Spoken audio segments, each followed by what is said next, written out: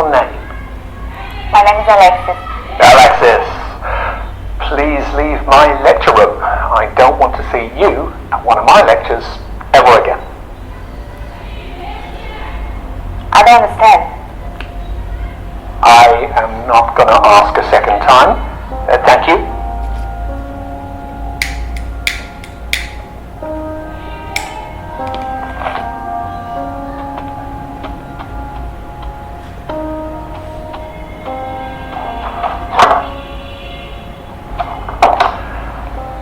Why are there laws?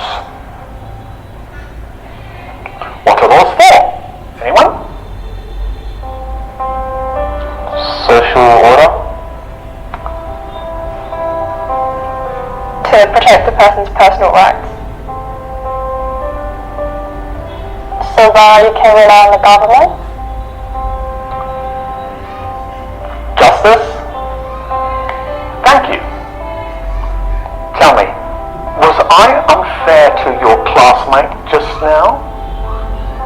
Indeed I was. So, why didn't any of you protest?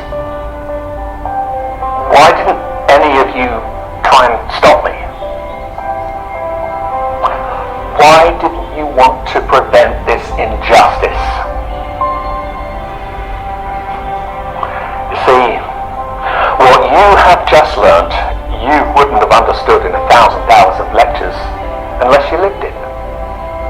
You didn't say anything because you weren't affected yourself. And this attitude speaks against you and against life. You think it doesn't concern you, so it's none of your business. Well, I'm here to say, if you don't help bring about justice, then one day you too may experience injustice, and there will be nobody there to stand before you. Truth and justice lives through us all, and we must fight for it. Because in life and work, we often live next to each other, but not with each other.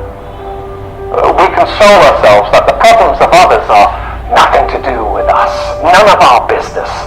And we go home glad at night that we're spared, but it's about standing up for each other.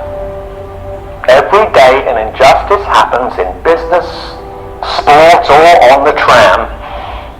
Relying on someone else to take care of it is not good enough. It is our duty to be there for others, to speak up for others when they cannot. I am here to teach you the power of your